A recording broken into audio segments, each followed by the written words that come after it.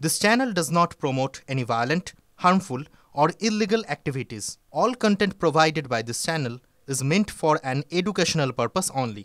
SIR এর প্রথম পর্বের কাজ একেবারে শেষ পর্যায়ে। আজ আবারও বৈঠক নির্বাচন কমিশনের। আজ বিশেষ পর্যবেক্ষকের সঙ্গে বৈঠক জাতীয় নির্বাচন কমিশনের। সূত্র মারফত যেটা জানা যাচ্ছে যে এসআইআর এর কাজ কেমন চলছে সেটা জানতে এই বৈঠক। শুনানির পর্যায়ে কিভাবে আরও নিখুঁত করা যায় তা নিয়েও আজকে এই বৈঠকে আলোচনা হওয়ার সম্ভাবনা। এসআইআর পর্বের কাজ প্রায় শেষের দিকে। আজ আবারও বৈঠকে কমিশন, বিশেষ পর্যবেক্ষকের সঙ্গে বৈঠক জাতীয় নির্বাচন কমিশনের। আমার সহকর্মী শ্রাবন্তী সাহা এই মুহূর্তে আমার সঙ্গে টেলিফোন লাইনে রয়েছেন। শ্রাবন্তী, এই বৈঠকে মূলত কোন কোন বিষয়গুলো বিশেষ নজর দিয়ে দেখা হবে, কি কি জানা যাচ্ছে বৈঠক সংক্রান্ত? দেখো, যেহেতু এনুমারেশন ফর্ম প্রায় ডিজিটাইজেশন শেষ হয়ে গেছে, সেক্ষেত্রে দ্বিতীয় পর্যায়ে হচ্ছে শুনানি। এই শুনানি পর্যায়ে আরো নির্ভুল হতে হবে। এমনকি ডিজিটাইজেশনের সময় বেশ কিছু অভিযোগ উঠে এসেছে, সেটা সম্পর্কে আরো বিশদ তথ্য জানতে এই সমস্ত বিশেষ অবজারভার, একই সঙ্গে রোল অবজারভার যারা রয়েছেন তাদের সঙ্গে আজকের বৈঠক করছে জাতীয় নির্বাচন কমিশন। ধন্যবাদ শ্রাবন্তী। রাজ্যে অসংগৃহীত এনুমারেশন ফর্মের সংখ্যা বেড়ে হলো 55,86,773 নির্বাচন কমিশনের দেওয়া তথ্য অনুযায়ী, যার মধ্যে মৃত ভোটারের সংখ্যা জানা যাচ্ছে 23,90,565। আপনাদের আরও একবার জানাই, রাজ্যে এখনো পর্যন্ত অসংগৃহীত এনুমারেশন ফর্মের সংখ্যা বেড়ে হলো 55,86,773 নির্বাচন কমিশনের দেওয়া তথ্য অনুযায়ী জানা যাচ্ছে, যার মধ্যে মৃত ভোটারের সংখ্যা 23,90,565। আর এসআইআর এর যে কাজ চলছে তার প্রথম পর্যায়ের কাজ প্রায় শেষ। সেই শেষ পর্বে বিতর্কে বিএলও, অসুস্থ বিএলওর হয়ে প্রক্সি দিচ্ছেন তাঁর আত্মীয়। অন্য বুথের বিএলও কাজ করছেন আরও এক বুথে। বেনিয়মের এই ছবি ধরা পড়েছে বারুইপুরের হাড়দহের 94 নম্বর বুথে। কিভাবে একজন বিএলওর কাজ অন্য বুথে করছেন, এই নিয়ে প্রশ্ন উঠছে। অসুস্থতার কারণে এক বিএলও, তিনি কাজ করতে পারছেন না, তার হয়ে তার এক আত্মীয়, যিনি আবার অন্য বুথের বিএলও, তিনি এসে কাজ করে যাচ্ছেন। কিভাবে এক বিএলওর হয়ে অন্য বুথে কাজ চলছে, এই প্রশ্নটা এই মুহূর্তে যথেষ্টই গুরুত্ব পাচ্ছে। নাম রমা হালদার। আচ্ছা, আপনি কত নম্বর পার্টে বিএলও? আমি 137-96 নম্বর। 94 পার্টে যে ছিলেন মানে সোমা সেন, ওনার নামে একটা কমপ্লেন এসেছিল। আসলে তখন উপর থেকে বলা হলো যে দেবী হালদারের নামে অ্যাপয়েন্টমেন্ট লেটার দিয়ে করা হোক। ওই জন্য দেবী হালদারের নামে অ্যাপয়েন্টমেন্ট লেটার, ওনার নামে 4 তারিখ না 5 তারিখে অ্যাপয়েন্টমেন্ট লেটার দিয়েছিলেন।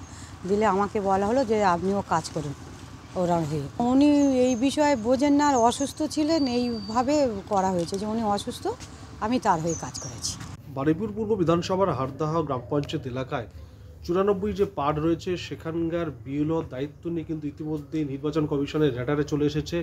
সেখানে যাকে দায়িত্ব দেওয়া হয়েছে দেবী হালদার, তার সঙ্গে কথা বলবো। আমার দায়িত্ব দিয়েছিল, আমি কাজ করিনি, আমি অসুস্থ কারণে আমি কাজ করিনি, কাজ অন্যজন করেছে। আপনার বদলে কাজটা কে করেছে? ও রমা হালদার করেছে। আচ্ছা, তিনি কে হন আপনার? আমি যা আত্মীয় হন। আপনার শারীরিক অসুস্থতা আপনি জানিয়েছেন? হ্যাঁ, জানিয়েছি।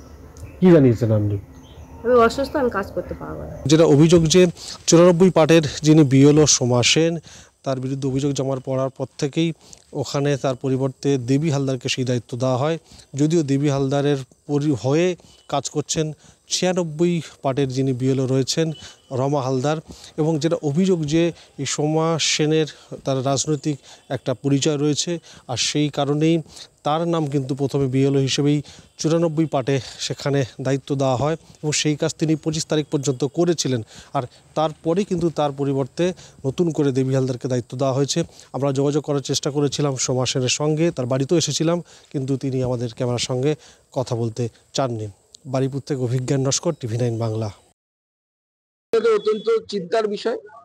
যদি এটা হয়ে থাকে তাহলে তো ইলেকশন কমিশনের যে সত্তা, তাকে চ্যালেঞ্জ জানানোর মতো বিষয়। মানে ইলেকশন কমিশন কে, তুই বেটা কে, এরকম হচ্ছে মানসিকতা নিয়ে এরা কাজ করেছে। এদের বিরুদ্ধে ইলেকশন কমিশনের উচিত কঠোর থেকে কঠোরতম শাস্তি, সাসপেনশন হওয়া উচিত, চাকরি থেকে বরখাস্ত হওয়া উচিত। এই মুহূর্তে একটা বড় আপডেট আপনাদের সামনে তুলে ধরবো। 26-এর ভোটের আগে আবারও দল বদল বাংলায়। আমি বিসিআরকে বলবো বিগ ওয়ালে প্লে করতে। সূত্র মারফত এখনো পর্যন্ত জানা যাচ্ছে 26-এর ভোটের আগে ফের রদবদল বাংলায়। কি রদবদল? প্রান্তিক চক্রবর্তী, রাজন্না হালদার তারা বিজেপিতে যোগদান করতে পারেন। এখনো পর্যন্ত সূত্র মারফত সে খবর জানতে পারা যাচ্ছে। শুভেন্দু অধিকারীর উপস্থিতিতে আজ বিজেপিতে তারা যোগদান করতে পারেন। সোশ্যাল মিডিয়ায় ইঙ্গিতপূর্ণ পোস্ট রাজন্না প্রান্তিকের। সুমন মহাপাত্র এই মুহূর্তে আমার সঙ্গে টেলিফোন লাইনে রয়েছে। সুমন, এখনো পর্যন্ত সূত্র মারফত কি জানা যাচ্ছে, এই সম্ভাবনা কতটা প্রবল? শুধু কি তারা দুজন নাকি অন্য অনেকেরও সম্ভাবনা রয়েছে, একটু ডিটেলে বলো। দেখো, মোট 5 জন আজকে কিন্তু বিজেপিতে যোগদান করতে পারেন। তার মধ্যে তৃণমূলের 2 ছাত্র নেতা প্রান্তিক চক্রবর্তী এবং রাজন্না হালদার তারা তো রয়েছেন। তার সঙ্গে আরো 3 জন কিন্তু আজকে যোগ দিতে পারেন, এমনটাই কিন্তু খবর। এবং সূত্রের খবর যে এই 5 জনের যোগদানই হবে শুভেন্দু অধিকারীর উপস্থিতিতে। এর সঙ্গে সঙ্গে আজকে সকালবেলা প্রান্তিক এবং রাজন্না দুজনেই খুব ইঙ্গিতপূর্ণ পোস্ট করেছেন ফেসবুকে, যেখানে তারা বলছেন বাংলার গণতন্ত্র ভুলুণ্ঠিত, তাই পরিবর্তন প্রয়োজন। এবং এখান থেকেই সম্ভাবনাটা আরো জোরালো হচ্ছে। আজকে বেলা 3টের আশপাশ নাগাদ শুভেন্দু অধিকারীর উপস্থিতিতে রাজন্না হালদার, প্রান্তিক চক্রবর্তী সহ আরো 3 জন কিন্তু যোগদান করবেন বিজেপিতে। এক্ষেত্রে আরো একটা বিষয় আমি জানতে চাইবো যে এই যে দূরত্বটা কিন্তু ক্রমশই তাদের সঙ্গে তৃণমূল ছাত্র পরিষদের বাড়ছিল, সেই কারণে কি এই সম্ভাবনাটা আরো অনেকাংশে প্রকট হয়েছে? সুমন, দেখো, একটা কথা বুঝতে হবে, রাজন্না হালদার কিন্তু প্রথম ছাত্র নেত্রী যিনি মমতা ব্যানার্জির সভায় বক্তব্য রেখেছিলেন এবং মমতা ব্যানার্জির খুব স্নেহধন্য ছিলেন। তারপরে কিন্তু আরজিকর কাণ্ডে এবং সেখানে তার একটা সিনেমা তৈরি করেন, শর্ট ফিল্ম। সেখান থেকে তৃণমূলের সাথে তাদের দূরত্ব তৈরি হয়। তারপর টিএমসিপি তাদেরকে সাসপেন্ড করে এবং তারপর থেকেই মূলত এই দূরত্বটা বৃদ্ধি পাচ্ছিল।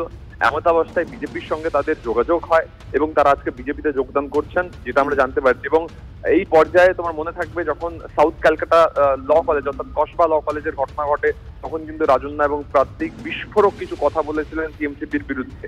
সেই জায়গা থেকে এই দূরত্ব আরো বৃদ্ধি পেয়েছিল এবং আজকে ক্লাইম্যাক্স বলা চলে, প্রান্তিক এবং রাজন্না তারা বিজেপিতে যোগদান দিচ্ছেন, এখনো পর্যন্ত সূত্রের খবর। সুমন, তোমাকে আমি একটু থামাচ্ছি, আমি পিসিআর কে বলবো প্রান্তিকের একটা রিয়াকশন আমরা পেয়েছি। প্রান্তিক চক্রবর্তী কি বলছেন একবার শোনানো যাক। কারণ আমি যে পোস্টটি করেছি সেখানে পরিষ্কার করে লেখা আছে স্বামী বিবেকানন্দের একটি বিখ্যাত উক্তি, arise awake and stop not till the goal is reached. এইখানেই তো চেঞ্জের প্রাসঙ্গিকতা, যে আমরা যতক্ষণ না আমাদের লক্ষ্যে পৌঁছাই ততক্ষণ আমরা পরিবর্তনের মধ্য দিয়ে যাই। দল বদল কথাটায় আমি খুব একটা বিশ্বাসী নই। আমি যেটা বিশ্বাসী সেটা হচ্ছে আমার ভাবনার পরিবর্তনে, আমার চেতনার পরিবর্তনে, আমার বিশ্বাসের পরিবর্তনে এবং the need of the hour, এই সময়ের প্রয়োজনীয়তাটা কি, এইটুকুই বলতে পারি। বাকি তো দেখো, রাজনীতি বা জীবন একটা সম্ভাবনার পটভূমি বা বৃত্ত তৈরি করে। সেই সম্ভাবনার জায়গা থেকে কি হবে কি হবে না সেটা তো সময় উত্তর দেবে। থ্যাংক ইউ রেকর্ডিং বন্ধ করলাম। আপনাদের শোনালাম প্রান্তিক চক্রবর্তী, তিনি আজকে তার যে পোস্ট তিনি দিয়েছেন সেখানে তিনি স্বামী বিবেকানন্দের উক্তি সেটা তার ডিসক্রিপশনে লিখেছেন, তিনি সেটা জানালেন। তিনি লিখেছেন arise awake and stop not till the goal is reached. এবং সেক্ষেত্রে তাকে প্রশ্ন করায়, আমার সহকর্মী সুমন তাকে প্রশ্ন করায়, তিনি বললেন যে তিনি দল বদল করবেন কিনা তিনি এই মুহূর্তে বলছেন না, কিন্তু তার চেতনা, চিন্তা, মনোভাব অনেকাংশেই বদল ঘটেছে সময়ের সঙ্গে সঙ্গে, সেই বিষয়টা তিনি উল্লেখ করলেন। রাজন্না হালদার তিনি কি বলছেন সেটা একবার শোনাবো। Change is the only constant আমাদের সকলের জীবনেই, এবং এই মুহূর্তে দাঁড়িয়ে অবশ্যই যেটা ঘটছে গণতন্ত্র ধার চাওয়ার মতোই পরিস্থিতি তৈরি হচ্ছে। রাজনীতিতে তো সবসময় একটা সম্ভাবনা তৈরির পটভূমি বারবারই দেখা যায়। তো সেই বিষয়ে আমার মনে হয় সময় উত্তর দেবে।